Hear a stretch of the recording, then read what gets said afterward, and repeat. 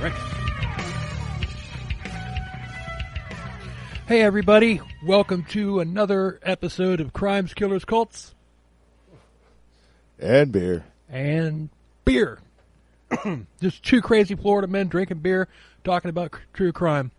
Because it just makes it more fitting if it's two Florida men talking about these chuckleheads.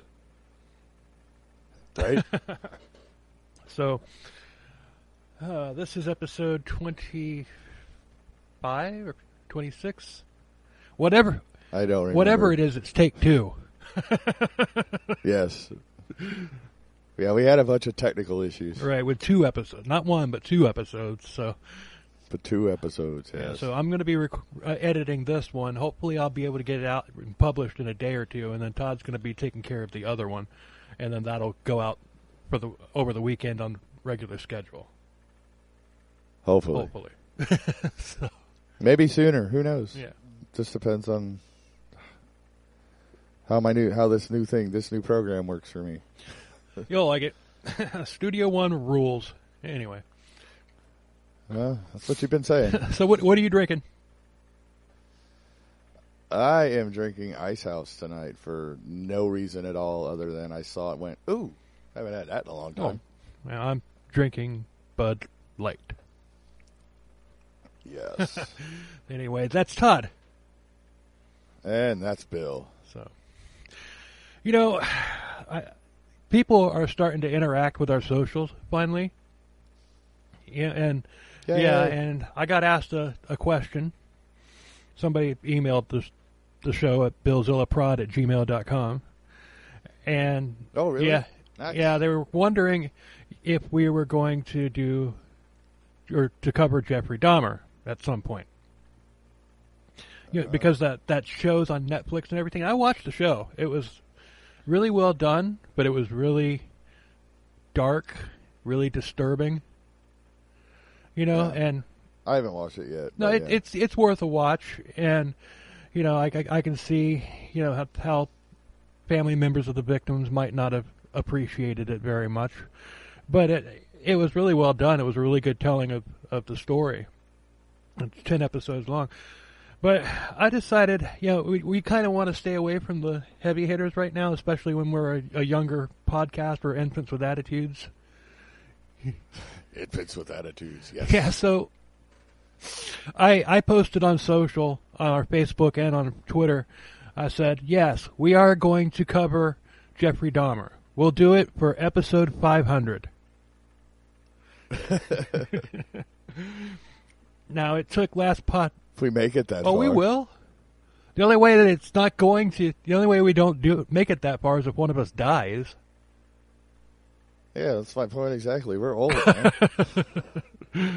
But it took last podcast on the left 10 years to get to episode 500. So, holy shit.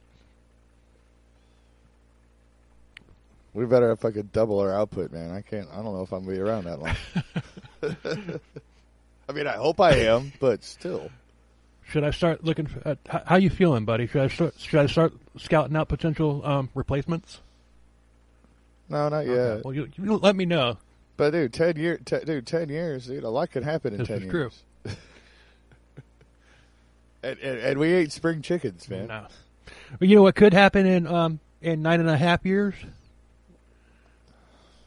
We release and record 475 episodes. That could happen. So yeah, I don't know. We'll jump off that bridge when we get to it. So we'll cover Jeffrey. You heard it here first.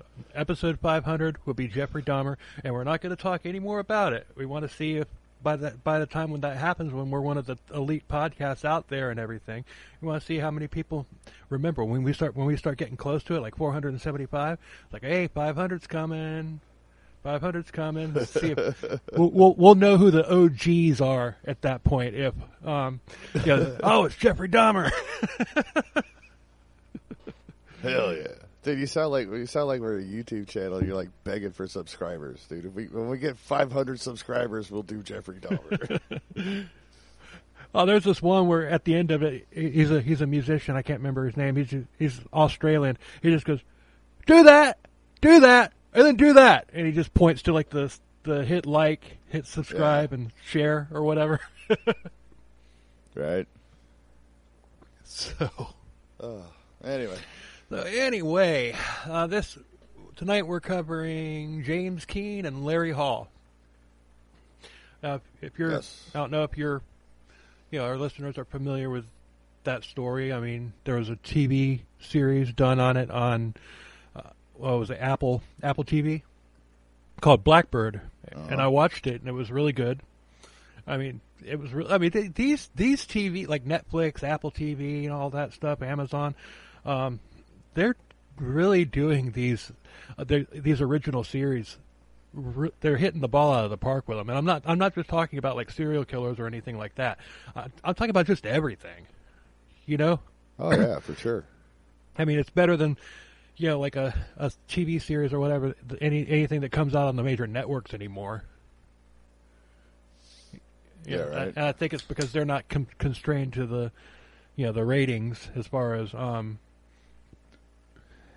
what they have to do to be popular or whatever. They're not targeting demographics. They're just putting out a good story. Yeah. Well, yeah. I think they might be like trying a little bit, but for the most part, yeah. I mean, they don't have the constraints of FCC. How much violence, how much profanity, how much this, that, whatever they can show. They can do whatever they want. Right. It's kind of like a podcast versus listening to a local FM radio station. We can get away with a lot more shenanigans on a podcast than they can on the radio. Although they really, in the 90s, shows like The Monsters at the Midday, The Howard Stern Show, Run and Ron, all them, they really pushed the envelope. Yeah, they did. That's for sure. But.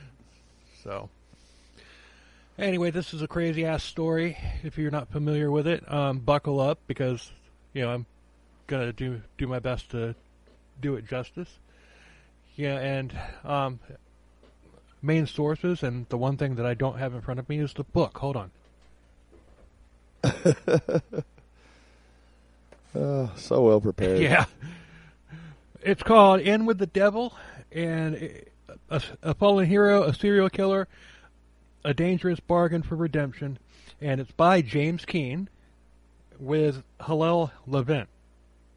James Keene, became he was a local hero, a hometown hero and everything, all pro running back and everything in high school and whatnot. He was just a winner. But he got into drugs and he started, going down the wrong path and everything, winds up getting arrested.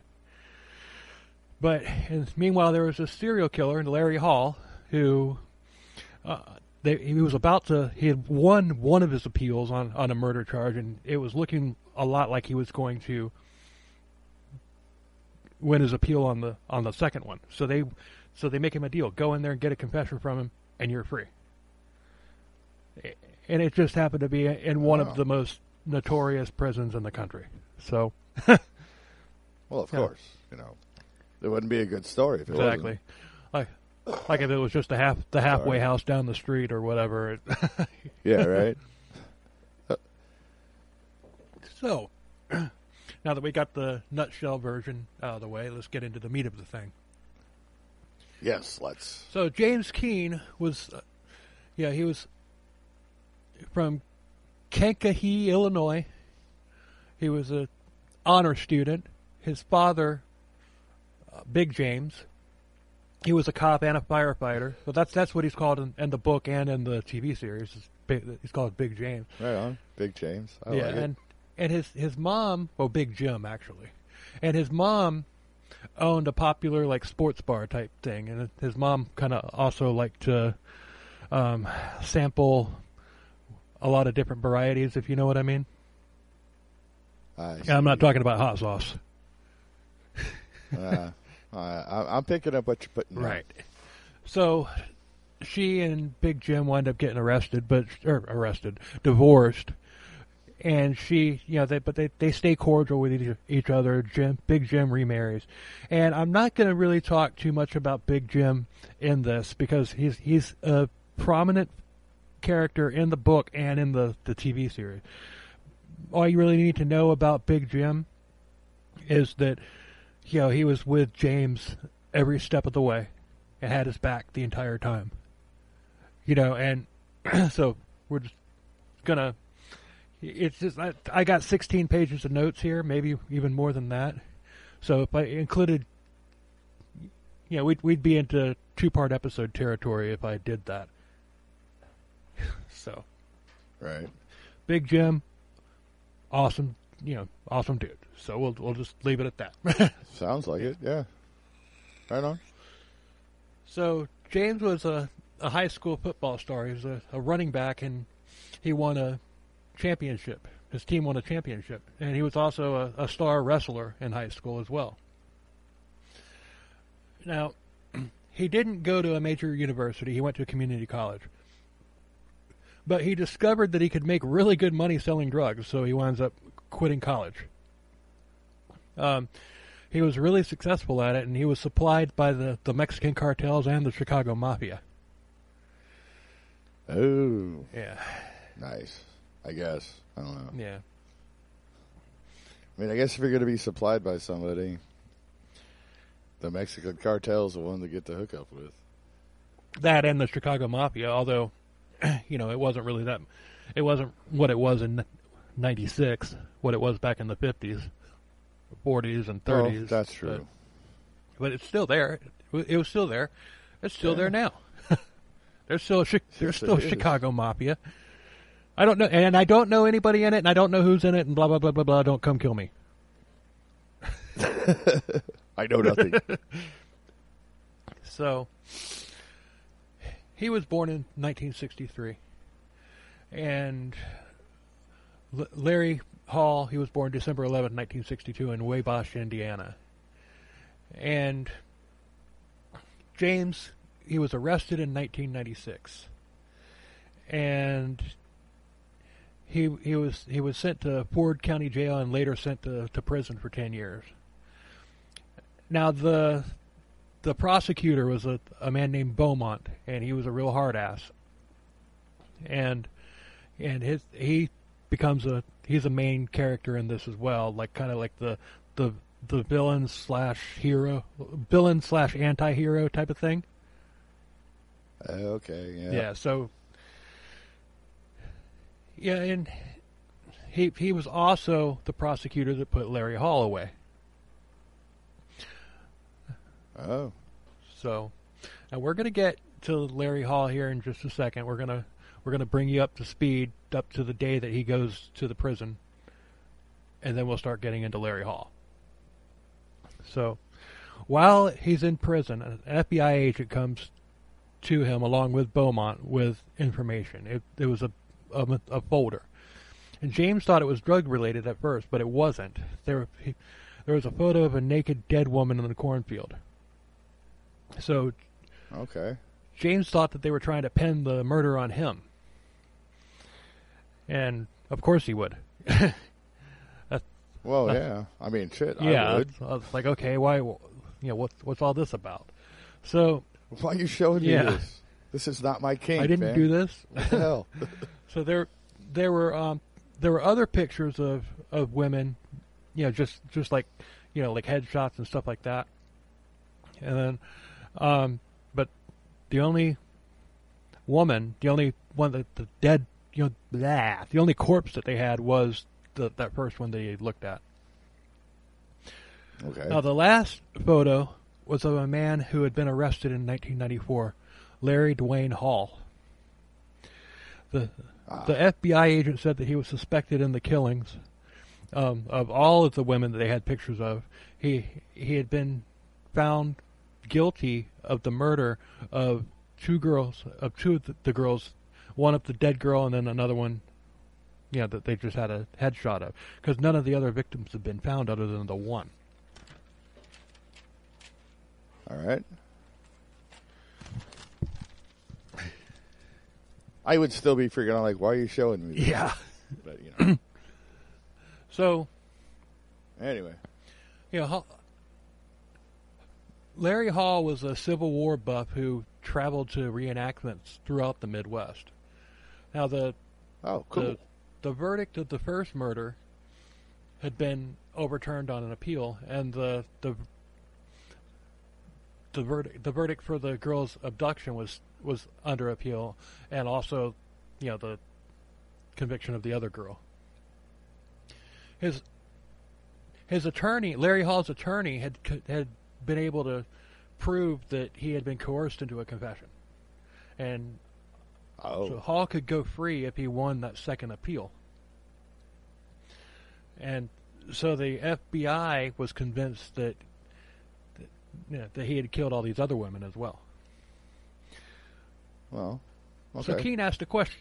I can see that. Keene asked a very important question. What do you think it was? Oh, I should know this, but let's see. Yeah, it's very important. What is it?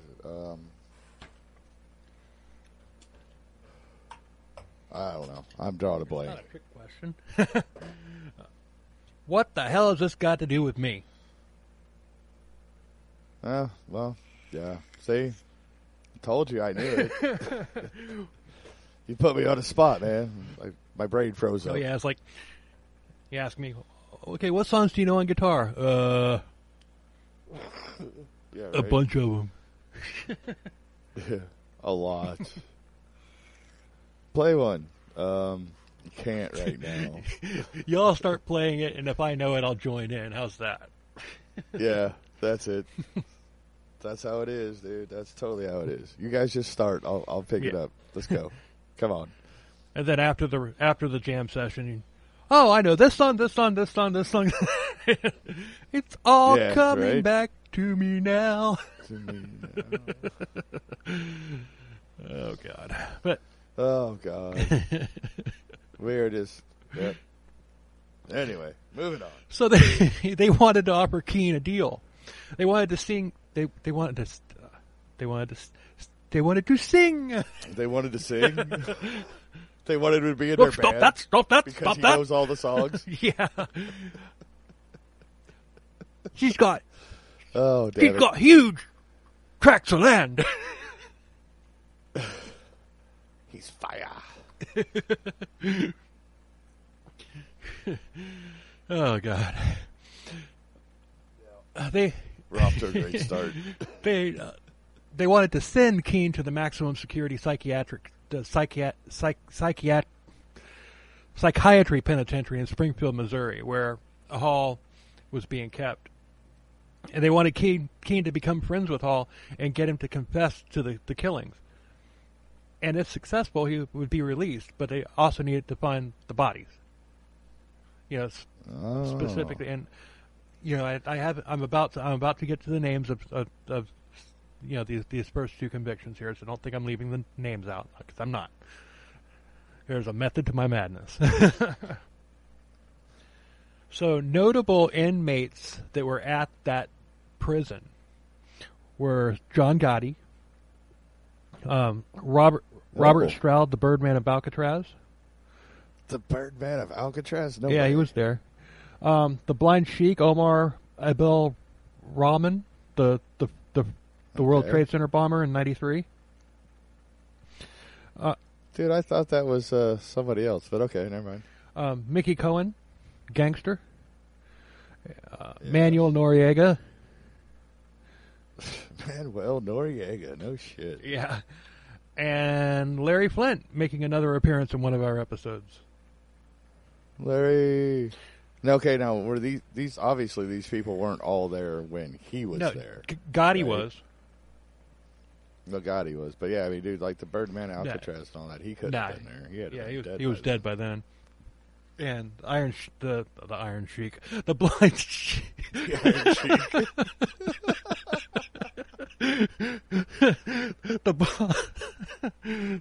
Wow, we just showed our age for sure. The Blind Sheik, I think he's been executed at that point. Or maybe not. He might still be alive. I don't know. He's not an important character to this story, so it doesn't really matter. Is the Iron Sheik still alive? I think I remember hearing that he died recently. I believe he did. Oh. Yes, I don't know, but damn, if we did not just show our age.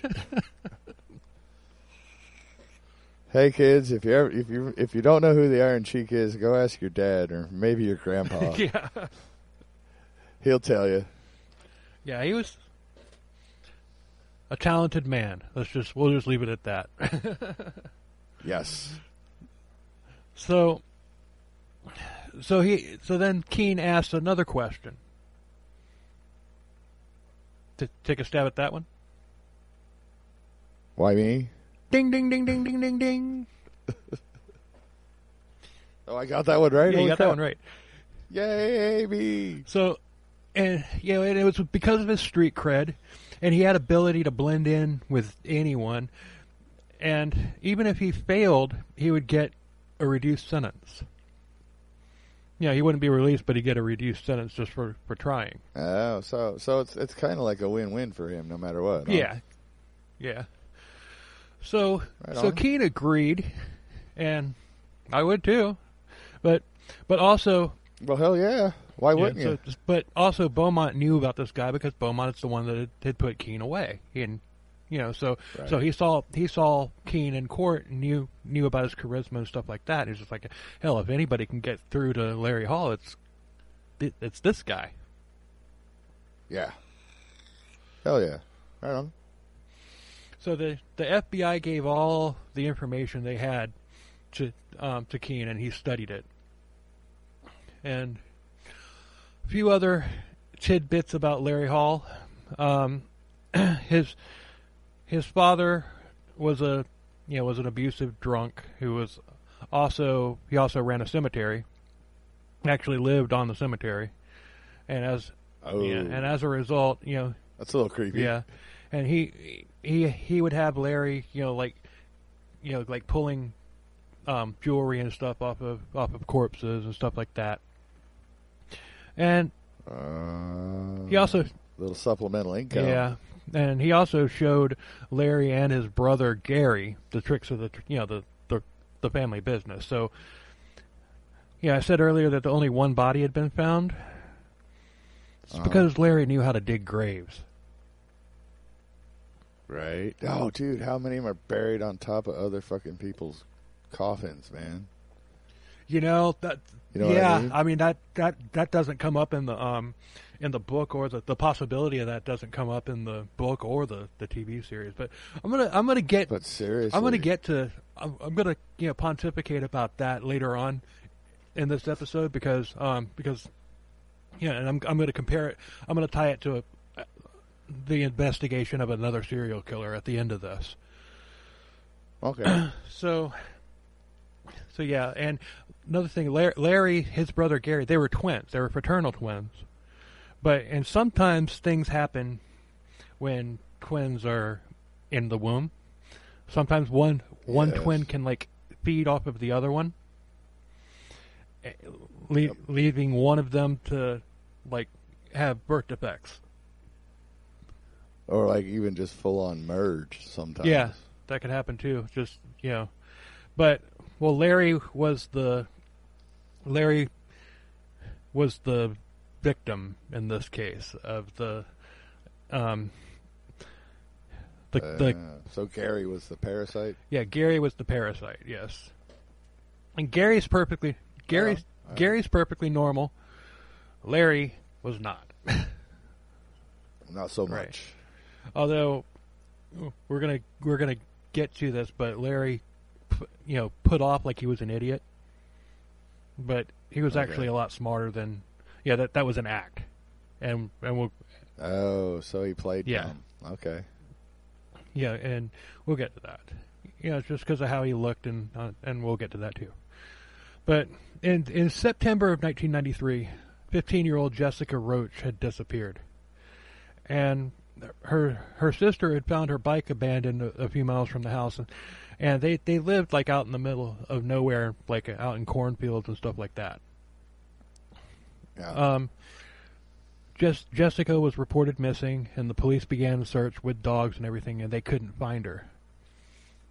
So there were no suspects other than the usual suspects, people with records. Maybe the dad, and because Right. you always suspect the family member.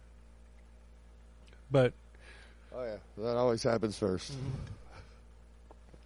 but all of the people in town that the usual suspects, they were all cleared. So they determined that Jessica Rose was a runaway, as they always do. Yep, that's a common occurrence, unfortunately. Yeah, I can't find. Oh, she ran away.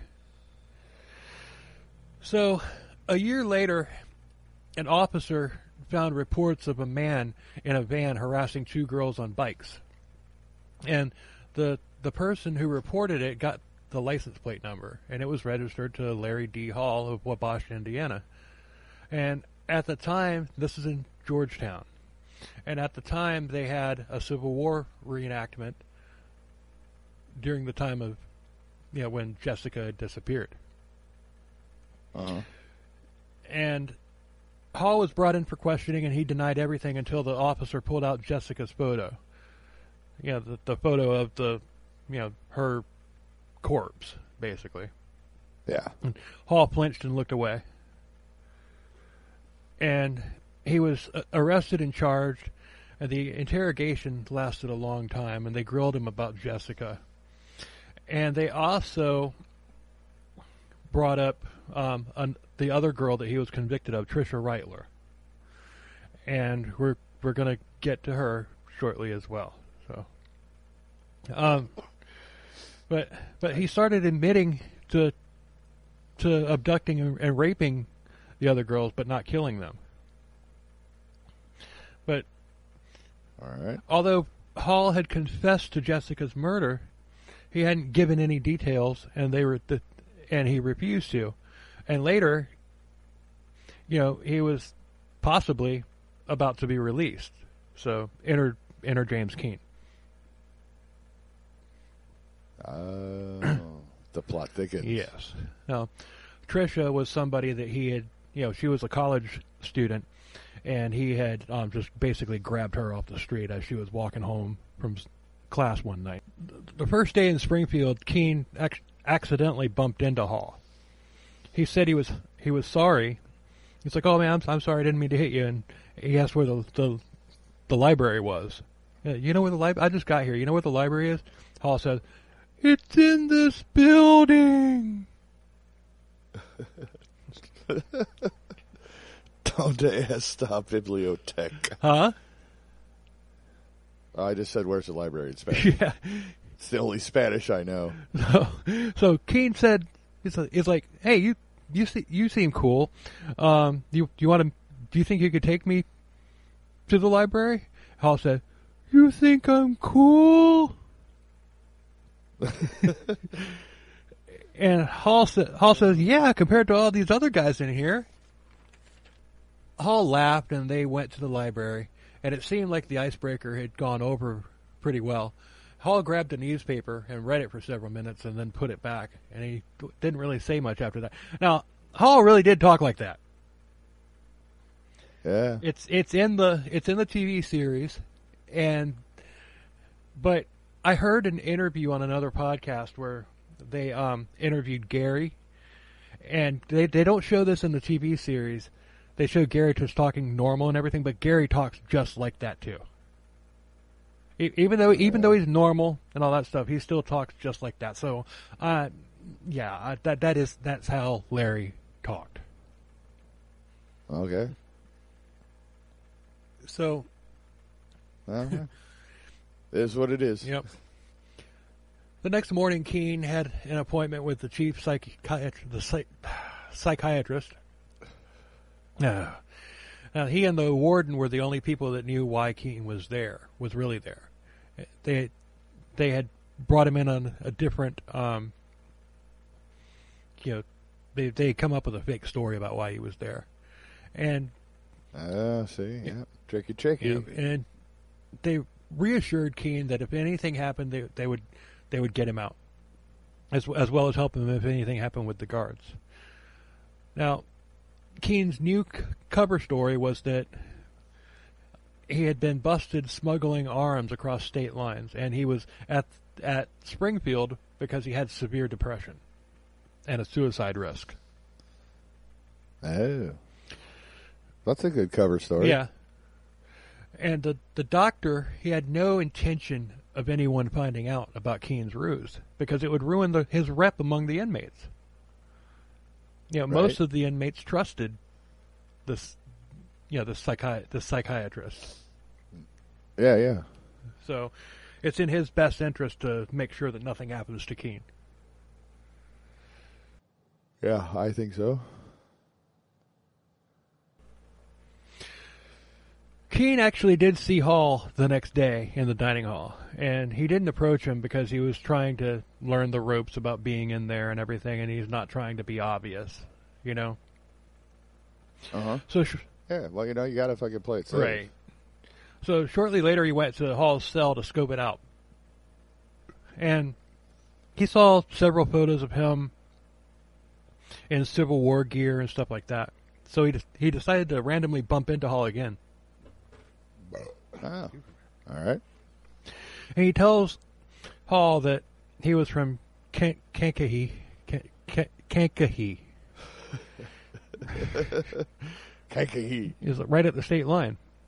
And he had asked Hall to meet him at the library again, and Hall agreed. So Hall was reading his newspaper, and he never said a word to James. And when he finished, he just said, "I'll see you later, James," and walked out. That voice, man. God. So this was the routine for several days. Keene was getting frustrated, and one day he asked Keene to join him for breakfast, or Hall asked Keene to join him for breakfast the next day. Now Hall's table mates were called the baby killers because every single one of them, some of them were serial killers, some of them had just killed, they had all killed kids.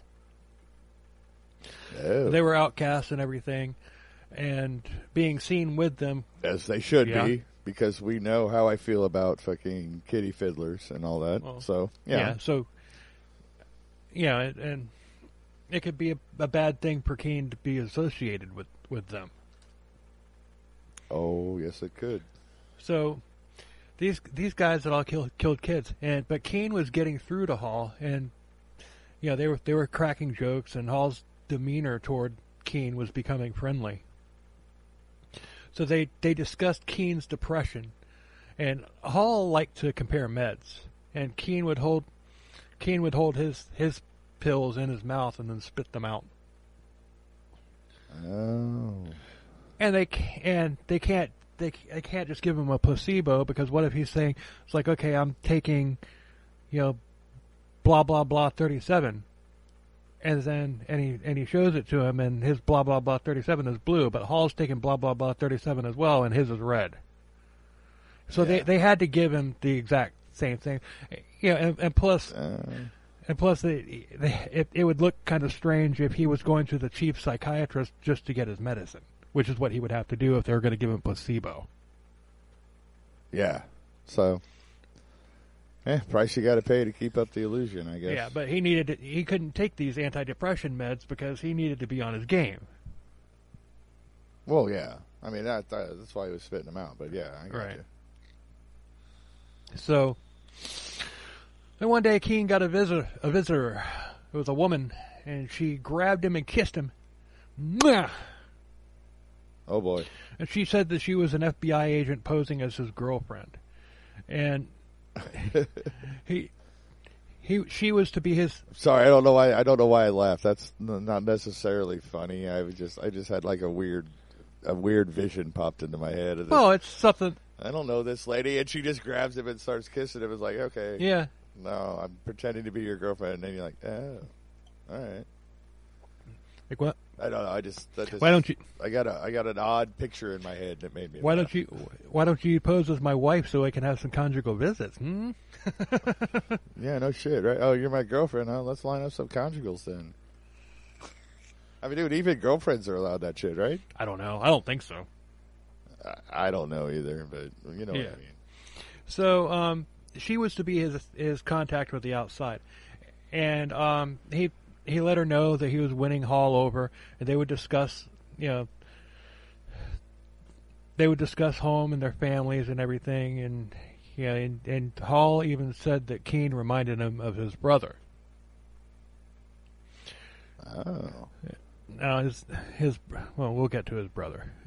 Everything was going fine until one day a group of guys came to Keene and they're like, "Hey, the old man wants to talk to you."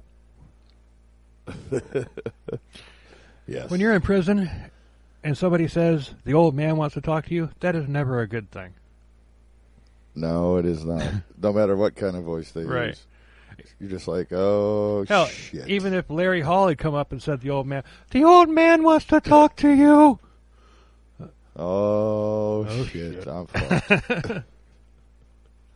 Now, the old man was Vincent Gigante, the leader of the New York Genovese crime family. Oh. And he asked Keene in a high-pitched voice why he was hanging around with the baby killers. Why are you hanging around with those baby killers? He's mocking Larry Hall, of course. Okay. I was about to say, dude, please tell me the mafia guy doesn't have a high voice too, because that would just be too. No, he was mocking Larry Hall, but he was also letting. What are the odds? What are the odds of two guys? He was letting Keene know that exactly who he was talking about. That he knew, yeah. I got you. And that's fine. Never mind. All right. Keene said that he didn't know that he's like, I didn't know they had done that. He's like, oh, come on. Everybody in this prison knows what them guys are in for. Like, you want somebody to put a fucking knife in your back.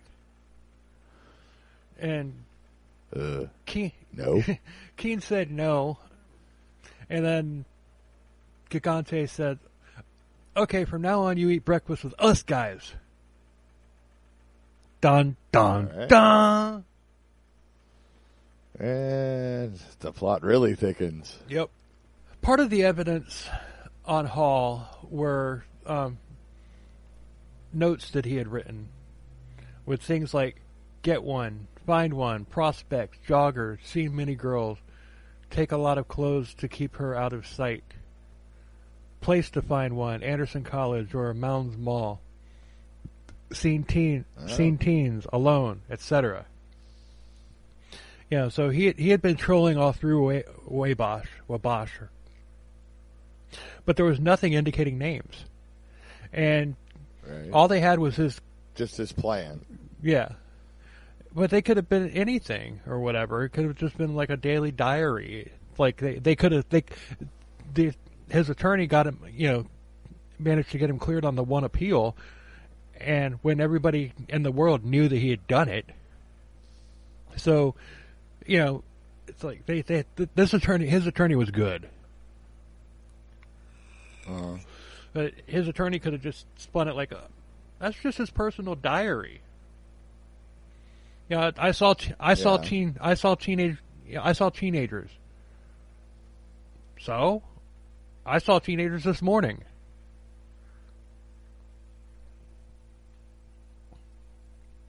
So. But take a lot of clothes to keep her out of sight. Yeah, what does that mean? Yeah, that's obviously. Well, I mean, his attorney could have. That's a little shady. His attorney could have been like, maybe he saw a girl that was scantily clad. He was just like, that girl needs to put some more clothes on. And that's still not creepy. How? Well, it's just I'm thinking about a I know you're playing the devil's advocate. The defense attorney. I got you. Yeah, no, I got you. Well, I'm being the prosecutor. That's still not creepy. How? Right. Exactly. But all they had was this confession to Jessica and Trish's murders. There was no forensic evidence at all.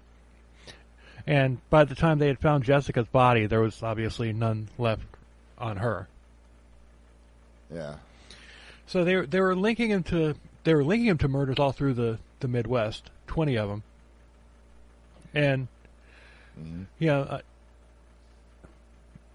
lots of other, lots of women were not found. Like I said, the only one that was found was Jessica, and I'm going to name the victims at the end of this episode. Yeah, the ones that he's suspected, and he ultimately does confess to, but not necessarily by name or anything. But we're gonna honor them at the end of the episode. So, yes, we will. Keene eating breakfast with Gigante seemed to hurt Hall's feelings. It pissed Keene off because the mob group was they were taking him in even though he didn't want to be taken in. Yeah, stopping him from doing his job. Yeah, and it's just like they think that he's all part. He's. I mean, they have no clue what's going on. They bought into the story, right? Yeah, and so Keene even met John Gotti shortly after he arrived. Oh, dude, you know what? I bet that was cool. Yeah, had to have been. I mean, dude, I know John Gotti's like not a good person, but no, but the cult phenomenon. Everybody knew who he was, dude. It would have been cool to meet him. Yeah, the cult phenomenon that he was. I wouldn't want to be his friend or nothing. Yeah, exactly. But you know what? I'm not saying I want to like be on his side or be his friend, but dude, I met fucking John Gotti. Right? Dude. How cool is that? Exactly. So. But yeah, anyway. Keene tried to get down to Hall, but he had to do it on the down low. So. Oh, on the DL, on the DL. As the kids say these days. Yeah. Do they even say that anymore? I have no don't clue. know. I'm so out of touch. I'm so out of touch. It's not even funny. It's not that I'm old. It's just that your music really does suck. Yeah, there's that. So, but the kids could flip it. It's not that I'm young, but your music really does suck. You know what I mean? It could be flipped, even though they wouldn't, because they'll listen to, oh, my dad listened to that, dude, and that's worse than saying your music sucks. It's like, my dad listens to that. Oh, man, one time, this is years ago, I was working in a photography store, and, I had transferred because I had moved, I had transferred to another one, and there was this young girl there, I guess, how old was I? Probably about 35 or so at the time, and, there's this young girl there and everything, and we're talking and everything, and I was kind of being a little flirty. Not. I wasn't like flirting or anything like that. But maybe just a little. And she's like, "Oh, you're so sweet. You remind me of my dad." Oh. Oh no! Oh, God. The kiss of death. Oh. Oh. Take thy beak from out my heart. Yeah. Oh boy. Yeah, that hurt. And if you don't know what that's from, either watch a Batman movie or read some poetry. Right. Educate yourself. I called my mom and told her about that. And yeah. The laugh that I did in the episode that my mom did that when I told her that. Just like busted a gut, just cracking up for like just 5. Just that like non-stop fucking belly laugh that you just can't control. Yeah. And it just rolls. So it just keeps going. Yeah. To the point to where it hurts the top of your spine, where your spine meets the back of your skull, where it just like really hurts right there. So anyway, hashtag, but I digress. Yes. So finally, he got Hall alone. How do I get Hall alone? And he had him. He had him meet him at the library, and so he showed up and everything. They talked, and Hall invited Keene to the TV room Saturday nights to watch his favorite TV show. Take a guess. Oh God. You should know this because since this is the second time around, I do know it, but I still can't believe that they watched fucking, what was it, America's Most Wanted or Cops? It was America's Most Wanted. It is. I cannot believe. Well, I mean, I guess I can. Everybody's sitting in jail watching that, going, "Oh, dude, that's me." Yeah, Well, they're not going to be on America's Most Wanted unless there's unsolved crimes that they're, they just have. Well, yeah, but you know what I mean. It's just like, Yeah. Jail is jail. I mean, whether it's a psychiatric jail or a regular jail, jail's jail, dude. And, it is what it is, but whatever. He did, but the other baby killers were there in the TV room, too. Yeah, James needed some alone time with Hall. Nah. One Saturday, America's Most Wanted did a serial killer special, and Hall was mesmerized by it. At the end of it, there were pleas from parents asking serial killers to reveal where they had buried their daughters' bodies. And Keene says that he's like, if I had done it, I'd tell everyone where the bodies are. Hall's like, you would?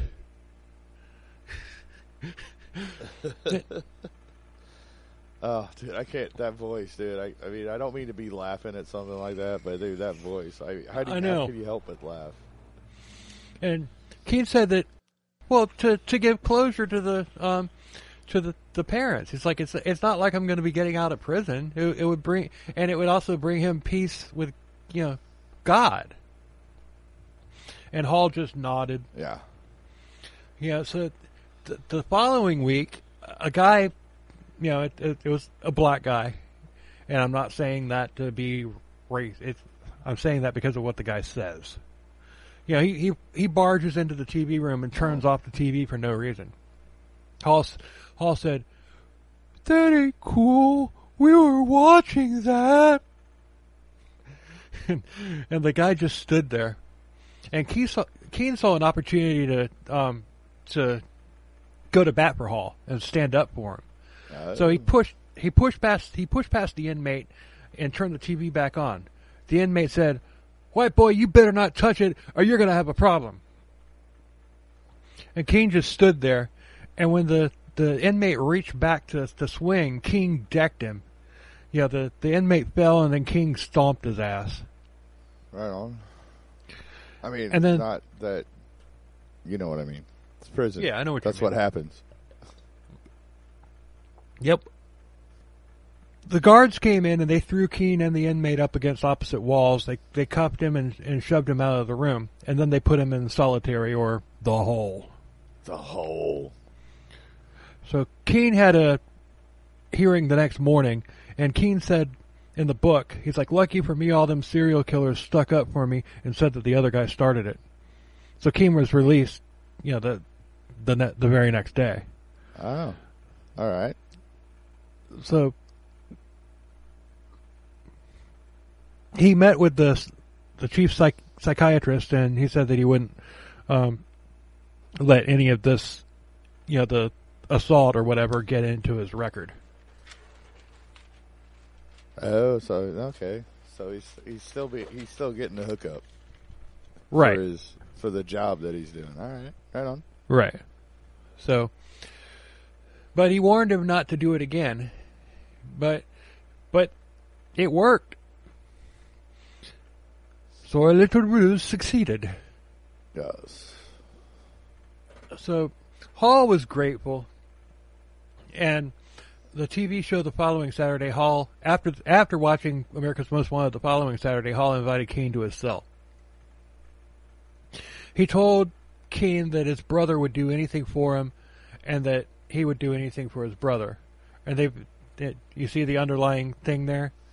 He's starting to consider Keene to be like a brother to him, like family. He's done his job. He's gotten the end now for sure.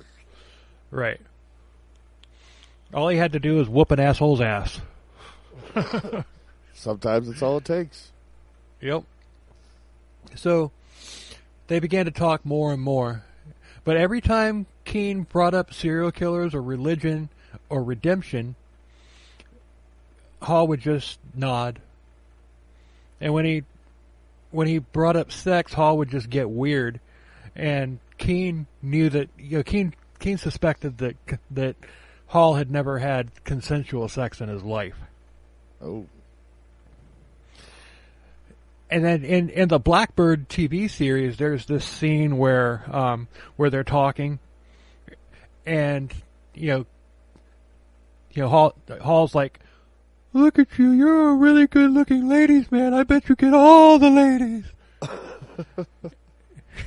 And it's like, well, yeah, I do all right. How many women have you been with?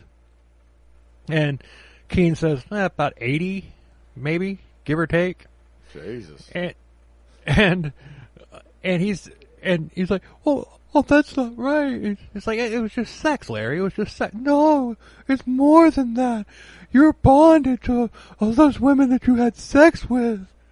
You're bonded to every single one of them. No. But all right. And Keene's like, no, it was just sex, Larry. And that does come up in the book too, but not to the degree that they emphasized it in the TV series. Right. Well, they got to push the whole sex narrative because, yeah, it's what you do. So Keene started girl bashing. He said he could understand how girls could push you over the edge. And finally, Hall opened up. He said that girls always reject me. I'd always be nice to them, but they would always treat me like shit. Right. But he would never admit to actually harming a woman. Well, of course not, because, you don't do that. Right. So he would start his days with the mob crew, and he was still able to meet with Hall, but later in the day. But things were getting shaky, though. He had been in another fight over a pair of fucking headphones, and he had gotten the headphones from this huge biker dude. And oh boy. And the person who was trying to steal the headphones from him, he's like, "No, these are mine. I got them fair and square. You want them? Go see this guy." Well, and the huge biker dude, and the huge biker dude, he didn't appreciate, being singled out. It's like, okay, you don't tell people, you take my name out of your motherfucking mouth. Yeah, right? Exactly.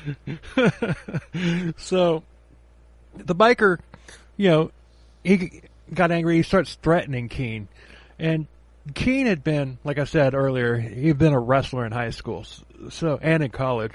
So when the biker dude attacked Keene made quick work of him, just mopped him up, and the guy was like twice his size. Wow! But then a guy he knew from his first prison, he had gotten transferred there, and he did everything that he fucking could to blow Keene's cover. Oh, shit. The plot thickens once again. Yeah. He mentioned Keene. He mentioned King's drug ring. And some inmates heard it, and he kept mentioning it. Fucking dick. Yeah. And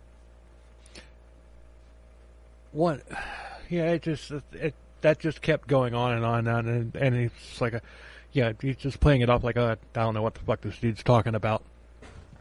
Right, dude. So, he's on fucking crack or something, dude. I don't know this fucking asshole is just talking shit. They moved. It's like, come on, man. They moved him from another prison to here. You think he's right in the head? Yeah, right. Yeah, that guy's crazier than we are. Right. He's just one night, shit up. Yeah. So one night he was hanging out with Hall, and Hall showed him a manila envelope from his lawyer. It was about Hall's appeal. And Keene knew about the appeals and everything, obviously because he was very well versed on. He had read up on everything. So, but Hall was like all happy and everything, talking about his appeal, talking about how he had beaten the first, like he had gotten his first appeal and everything, and he fully believed that he would win the second one. and at that point, Keene's like, okay, well, why the hell would he talk? He believes so much that he's gonna, beat the appeal. Why the hell would he risk that by talking to me, by confessing? Would you? I wouldn't. I wouldn't. Fuck no, dude. If you think you're gonna win it, if you know you're, Keene wouldn't have been in there unless they were positive that he was going to win the appeal. Yeah, you got a point there. That's why they sent him in. So, yeah, why would you fucking say a fucking word about anything, dude? Just write that shit out. Yep. Or make up false information to fucking give him because you've caught on to his plan. Right. I mean, I don't know. You said this guy played the dummy, but he wasn't. No, he wasn't. He wasn't. He was so a dummy. He's got to be fucking maybe a little bit like, I wonder why he's being like this. Yeah, you would think, but I don't know. The thing is, when you know the story, it's easy. It's easy to armchair quarterback it, like you said. But you know what I mean, right? But the thing is, it's like learning, just. Learning how to cope with loneliness and everything can be hard if you've been alone your entire life. Oh, yeah. So it's just like all of a sudden, even if you are smart, which Larry is, he's still alive, so is, it's like I've got this guy, he's being my friend. And I've never really had a friend before other than my brother. So the parasite, you can cut, but yeah. Other than my brother that tried to eat me while I was in the womb. But he, So it's like, okay, yeah. Is he smart? Sure, but a lifetime of being alone, other than your brother and everything. You got this guy who stands up for you, beats the shit out of somebody for you to defend you and all that stuff. Yeah, you're not going to suspect a goddamn thing. No. So no.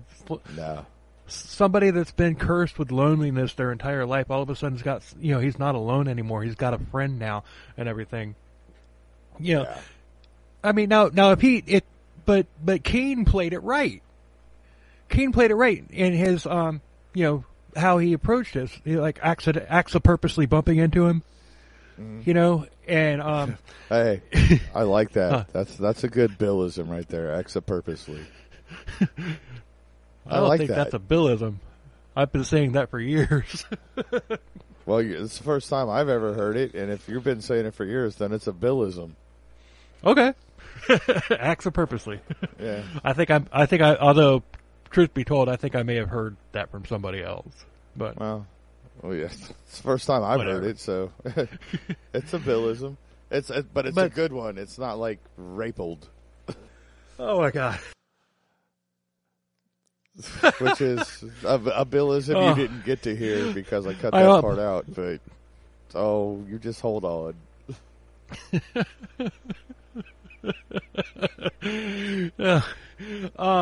Man, I had a mouthful of beer.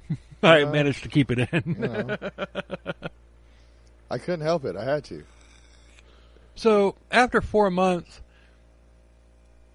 Hall, in a conversation, he asked Keene who his prosecutor was, and Keene just made up a name. I was about to go row. Yeah. Hall then asked if he had heard of Beaumont, and Keene said, "Yeah, I've heard of the guy. I heard he's a real hard ass." Yeah, and like we said, Beaumont was the prosecutor who put Hall in prison. And he was also the prosecutor that put Keene in prison.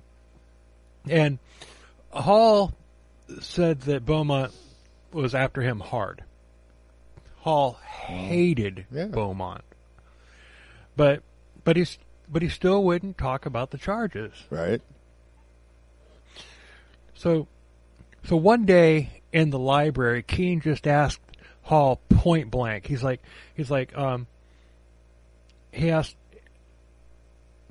He's like, don't you think that we've known each other long enough to tell each other the truth? And Hall played dumb, but King's like, dude, I was telling my mom about my new friend, about my friend that I met here in prison, and she told me that she had read all about you what you did, was in the papers. She says you're bad news. And Hall said, "Oh, the papers had it all wrong." Of course they did.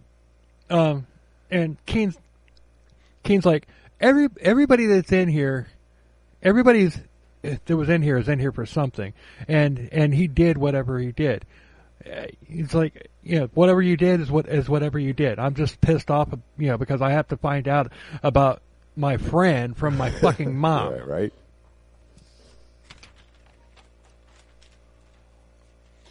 The truth is, he didn't talk to his mom. Well, of course about not. That. He's playing the game. He's like, look, dude, you need to tell me this shit so I can get the fuck up out of here. Right. So then he just turned around and walked out. Oh, turned his back on him. It was like a mic drop moment. Yeah. Mic drop. Boom. So, playing with the emotions, pulling on the old tugging on the heartstrings there. Yep.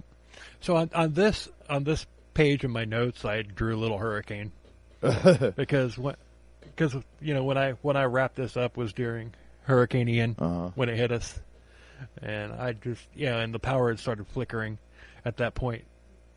So I did the little hurricane thing. Just drew one. Right. Waiting to see if the power was going to go off. We never lost freaking power during Hurricane Ian. Oh, look at you. I lost power, and I'm on the other side of the friggin' state. Right. But lucky for us here in Tampa, it hit 2.5 hours south of us. It made landfall. I mean, it destroyed that place, and I feel bad for those people. I really do. Oh, yeah. I went down 17 the other day to Fort Myers. Yeah. And now, where I went in Fort Myers was just a lot of malls, car dealerships, stuff like that. Not a lot of trees, not a lot of, I didn't really see any of I didn't go downtown. I didn't go into neighborhoods or anything like that. But what I saw coming down 17, that was I get it. Yeah, that's when you realize how fucking lucky we were. Oh, yeah. Absolutely. I mean, you especially because you were on that side of the state. I mean, I knew I was going to be reasonably okay because I'm on the other side of the state. Well, you got tropical storm force winds. I got Category 1 winds. Yeah. But the cool thing is we never lost power. A lot of people in our area did lose power. Yeah. We didn't. Yeah, I actually lost power twice. It went out, and then like a couple hours later it came back on. And it flickered. It went out again, and I had to go to work. And when I got back from work, it was back on. I don't know when it came on, but whatever. It is what it is.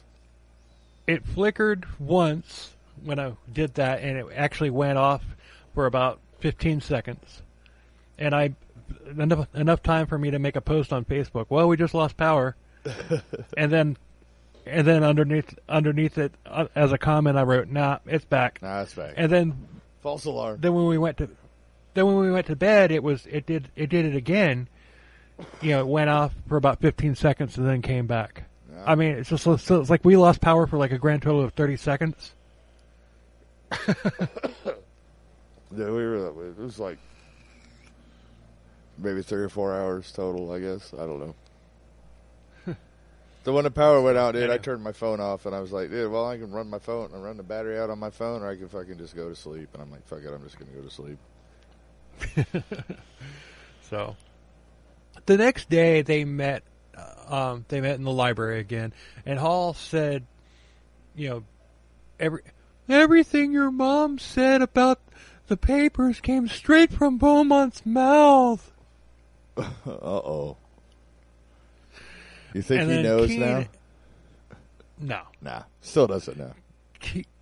Keene asked, no, I mean, it makes sense. Like conspiracy theorists, they all have somebody to blame. Oh, yeah.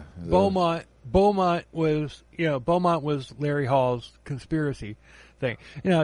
Keep in mind, Larry Hall knows damn well he did what he did. Yeah, oh yeah. But he also knows he's this fucking close to being released. Yeah. Because he's got a really good attorney. I wonder how that guy sleeps at night. But anyway, not the point. Oh, no. I could never be I could never be an attorney. Period. I wouldn't want to be a defense attorney because I might, I'd have to defend some piece of shit like this. Oh yeah, they have to tell you that they fucking did it, and you still have to fucking defend them. Right. And I wouldn't want to be a prosecutor because I wouldn't want to run the risk of sending an innocent man to prison. Yeah, right. It's like, yeah, you're good at your job one way or the other, and somehow it's always you that ends up feeling like shit because you did your job the best you could. Right. I mean, I could never be an attorney, but I mean, yeah, I get it.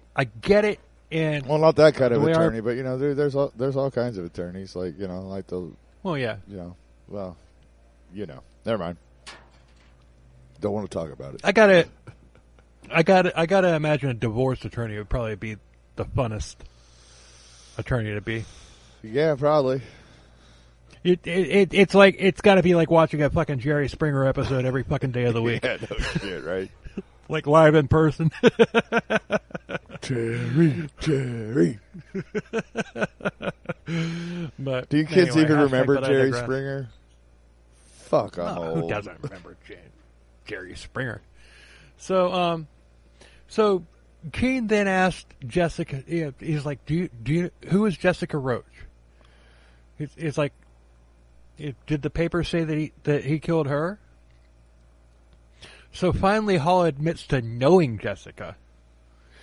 He talked about how pretty she was, and how he got relaxed.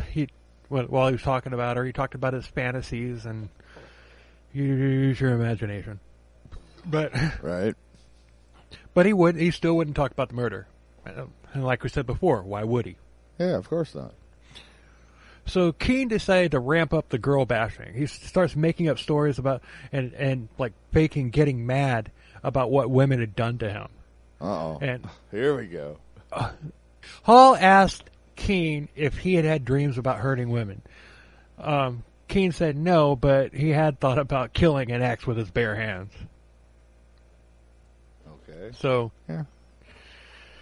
yeah, made up story. He's just playing a bit. He's just playing a part. Doing his job. Kind of like it's fire. It's fire.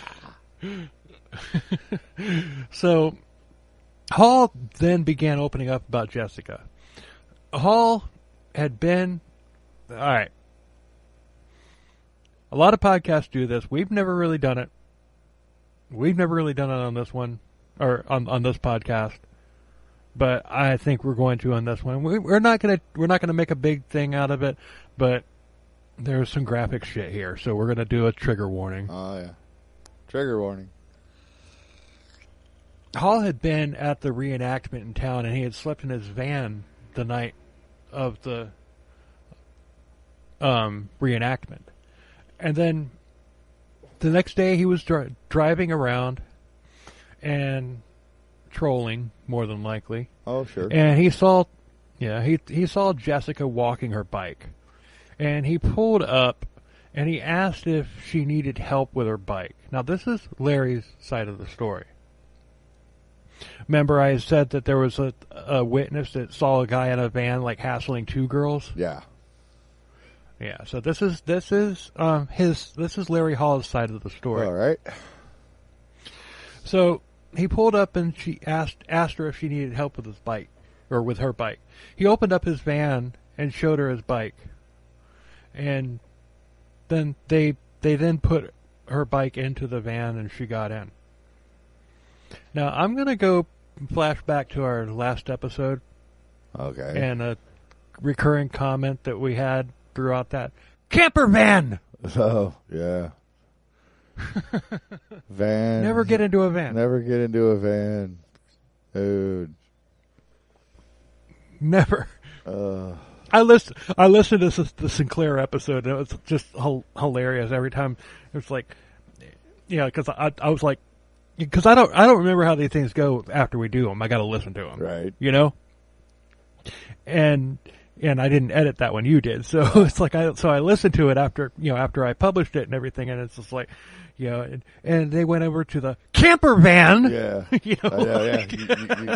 Dude, and I even tried to fucking bring that shit down in the edit, dude. You're just like, you so stress camper van every time. And I'm like, you know what? I'm not going to bring it down so much because I know what he's doing here. Not victim blaming, No, like Angus Sinclair's. No, not at all. The people in the camper van, they weren't kids, although. Yeah, well, just go listen to that episode. Yeah. But if you haven't already. Right. A lot of people have. So, That's awesome. Yep. He said everything was fine until he tried to kiss her. And then of course she wanted to get out of the van, but he already had a rag ready with starter fluid, which, like acts like chloroform. Yeah. I guess. I don't know.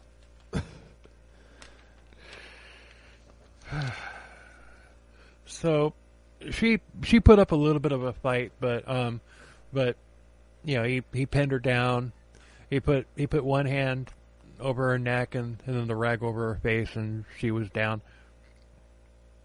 And he tied her up and he drove to a secluded place, and he got into the back of the van with her.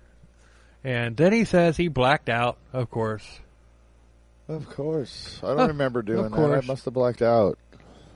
I didn't do anything wrong. And I think we had sex together. Yeah. Oh, fuck. Hall said that she regained consciousness and was begging to be let go and begging for her mother. And he said that he didn't like that. He put his clothes back on and he dragged her naked out of the van and told her to sit down next to a tree. He interlocked two belts together and then got behind the tree so he didn't have to look her in the eye. And he used a stick to twist the belt tight. He kept twisting until he didn't hear any more sound. Oh, fuck. Yeah. That's fucking cold-blooded, dude. God damn. That's... Yeah. All right. And Keene, still in character, if you ask Keene, like, the thing that he hates himself the most for ever, like, saying or whatever, this would be it. He said, well, I guess you had to do what you had to do. Yeah. I mean, what else do you say at that point? You're still fucking on the job, so. Exactly. But Keene had been fine with it up to this point. But when he heard the details of the murder, he'd lost it, and he had to get the hell out of there. He's just like, I guess you had to do what you had to do, and it's like, later. Yeah. So he went back to his cell. And he wished he had had a wire or a tiny recorder or whatever, but that was too risky. I mean, they had talked about it, but that was too risky. Well, yeah. But he would have had, he would have to testify against Hall. And he had most of what the FBI wanted from him. He had even given him information that only the killer and the police would have known. Like, for example, how on Trisha Reitler's body he had folded the clothes neatly and put them in front of a tree. But when Keene went back to his cell, he kept thinking about the photos that he saw of Jessica. He was destroyed. I mean, he had cracked Hall's defenses, but he had also told him that he did what he had to do. It made him sick. Right. It was just part of his act, but inside he felt like he was guilty of killing her as well. Yeah, I can see that because I mean, he's been trying to force this guy into confessing, and then he finally did. And then he has to dismiss it. And he has to go like, "Fuck, okay, I got what I needed, but god damn, I wish I'd never heard that." Yeah. Because that's how I'd feel. I mean, the next day after breakfast, Keene was eating with the mob crew, and he could see Hall watching him, just staring him down. When he was finished eating, he walked up to Hall and asked if they were going to meet in the library. And all of a sudden, Hall's look of alarm went away, and when they met, Keene brought up a total trivial subject, telling him like he was out of shape and needed to work out. So basically, he's playing it off like I don't give a fuck what you told me. I've forgotten all about that.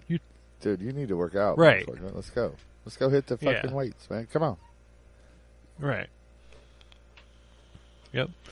So Hall started confessing even more details about other murders. No names, though.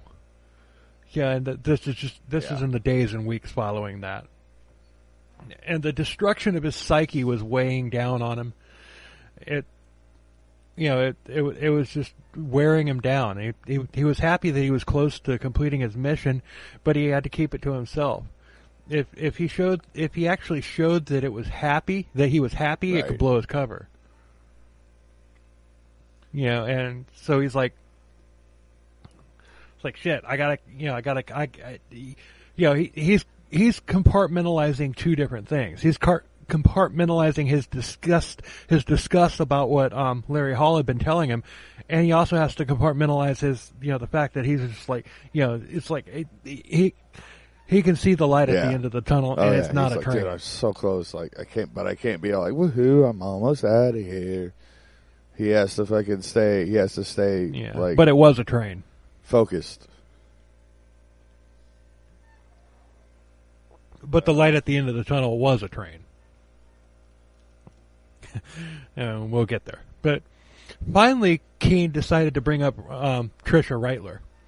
The only other one that was linked to him by name at that point. He asked him.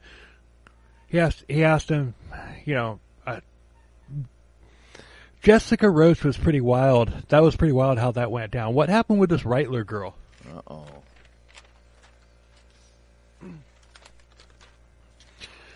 Another trigger warning.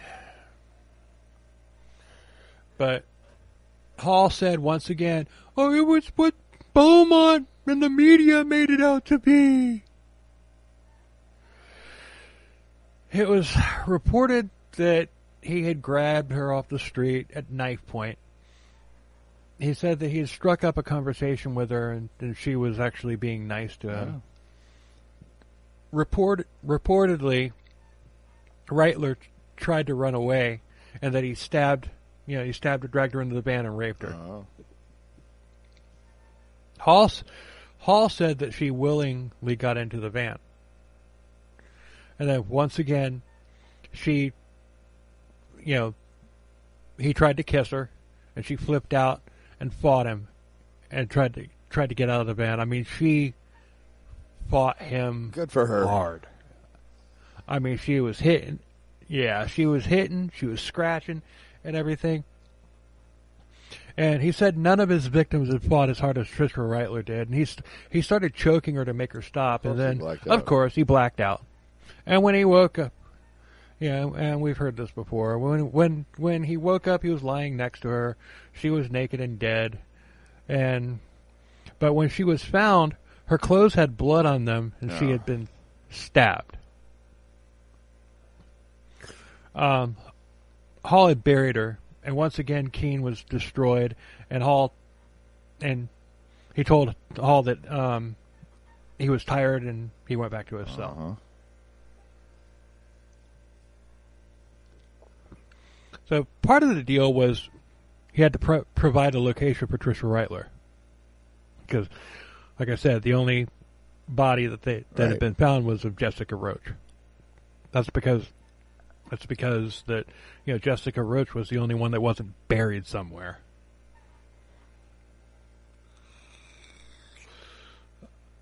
Keene went to Hall's cell one day and it was empty. He wasn't in the library or the TV room, and King found him in the wood shop, and he was working on a map of Illinois and Indiana. Like, what? Like carving it out of wood? No. He was. It was a hand-drawn map. The wood shop. I don't know. You said he was in the wood shop, so I was like, dude, is he being like really arts and craftsy about it, or what's going on here?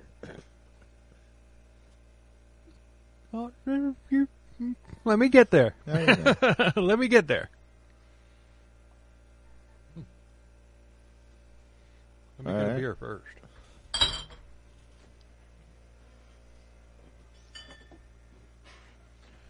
Because this is Crimes, Killers, Cults, and beer.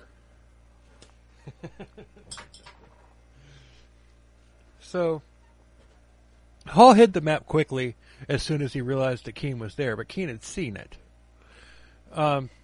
Keene changed the subject, because he was also there. He was doing woodwork. And, very, very detailed little carvings of falcons. And he said, "They watch over the dead." And there were 12 of them, and he was working on a 13th. Possibly. For his victims, maybe. I mean, I would think so. If he said they watch over the dead, then yeah, that's what they got to be for, right? Right. Keene knew he had seen a map with the locations of his victims marked. He figured that the falcons would be left at the spots where the victims were. Keene then went to a phone and called his air quote girlfriend, and Hall was going to send the falcons and the map to his brother, so Keene had to act quickly. Keene went back to his cell and he started packing his things because he thought he was out of there. Yeah. But then he made a mistake. He was just like, I can't leave this. I can't leave this. And so he went and he gave Hall a piece of his mind. Dude, you were out. All you had to do was go. Yeah. So he told Hall that that he would be leaving soon. Yeah. Well, hold on. I'm going to digress here in a minute. And it kind of ties in. I understand his mindset. So he said that Hall had done some rotten shit, and he didn't know how he lived with himself. But then Hall surmised that Beaumont had sent him, and Keene's just like, "No, I just know how fucked up you are." So he did figure it out. I see. Yeah. So, but as far as it's like getting, going away and everything, would be like, nah, I can't walk away. Yeah, I gotta tell this fuck how I really think. So I had a boss one time. I was cleaning carpet and everything, and this guy was a real fucking tool. He didn't even know how the fuck to clean carpet and everything. And he owns a carpet cleaning business? How the fuck does that even happen? I mean, it was hard. Yeah. And he was, it's just, he never got stains out, and he just explained it away by this or that, or, you can't, it's just not going to come out. And I knew from, other companies that I'd worked for, yes, they can.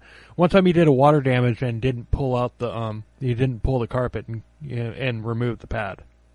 And he told me that I was stupid for even suggesting it. So he was just a thief. So it's just one time, basically, well, he was a thief, but he was a thief and a quack. He thought that, but he genuinely believed that he was doing the right thing. But he was still a piece of shit. One time, we were in this house, and this woman, the lady that lived there, she went into her bathroom, smoked a joint. Well, he smelled it and blamed it on me. Screamed at me for smoking a joint in somebody's house and all that stuff. I'm like, I can go take a drug test right now. I don't smoke fucking pot. I'm like, do you really want to go down this road? So finally, it just, and this is when you and I were in a band together. I mean, I don't remember this particular story, but I remember this time. I do. Yeah. So it's just like finally I went back to my previous job. Honestly, I went back. They hired me back, and they hired me back at a higher rate too. But I went by his house to pick up my last paycheck and everything, and he's just have a nice life. And I walked away, and I got back into my pickup truck, drove off, and I just got thinking, it's like going over all the shit that he had said and done and all that shit and everything. And I was just like, no, nope. You ain't. And I went back, and I just fucking went off on this piece of shit. And there was this one thing where, these people had white carpet in their house, and it was with a realtor. It was with a realtor, and realtor. So there's like a lot of rental properties that that she had. Well, this white carpet just had dirt on it. Dirt is so fucking easy to get out, but with the equipment that he had and it wouldn't come up. Well, when I went back to my previous employer, I gave him the telephone number of this realtor. And so we went back there, and she had us come back out to clean that carpet, that white carpet, spotless, pure white and everything. And I told him that I did that. Right. And he's like, "You took my account?" I'm like, "Yeah, because you weren't doing the damn thing with it. Like you were just ripping that woman." Yeah, I mean, we screamed back and forth at each other for like 20 minutes and everything until I finally just told him to fuck off. And you know what? I felt fucking good after I did that. So. Hashtag, I'm sure. But I digress. But I brought that up just because it's just like I could see, somebody pushes you, right? Yeah, it's just it's emotion, and sometimes it gets the best of you. Should I have done that? Should I? No, I shouldn't have. No, but no, I fucking felt good after doing it, though, especially because I fucking stole an account from him. Oh yeah, no, dude. I totally get it, and yeah. So the next morning, Keene was woke up by a woman who was in his cell, demanding to know who Keene really was and why he was harassing her patient. It was Larry Hall's personal doctor. Uh-oh. And Keene told her, "He's like, I don't know what the hell you're talking about. Go talk to my doctor. The head guy here. Go talk to him." And she demanded to know who sent him. And then 2 guards dragged him to the hole until he decided to tell the truth. Keene saw Hall as he was being dragged away. Keene saw Hall was down the hall. Haul down the hall. Haul down the hall. Haul down the hall. He had been there watching the whole time.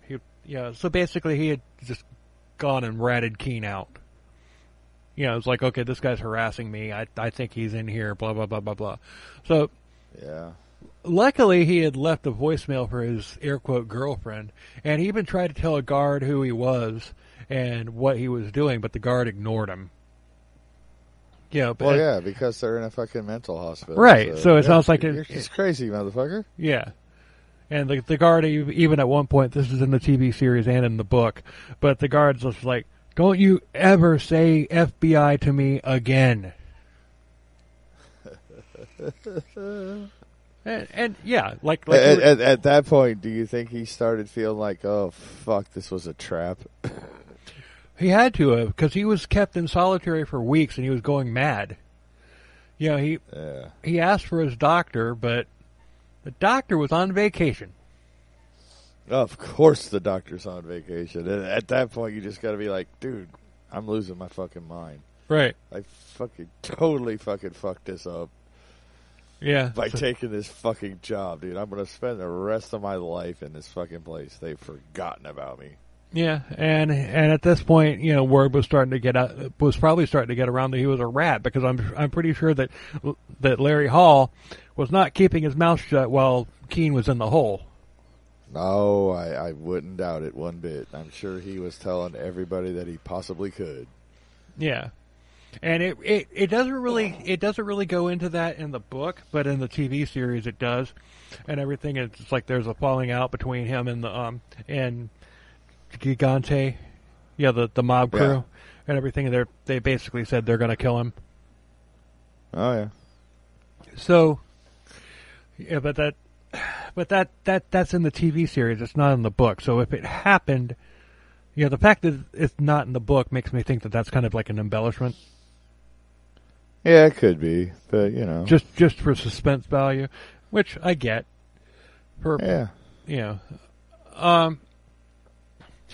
So a week later, the doctor finally came to see him, and Keene was pissed, demanding that he get the FBI contact girlfriend down there.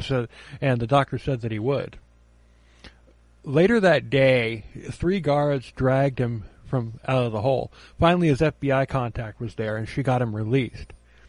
The inmates saw him walking with the FBI agent, and they didn't know what to think other than something big was going on. But this scene they leave out of the series, which is weird, because in the book he walked by, and the book is co-authored by James Keene.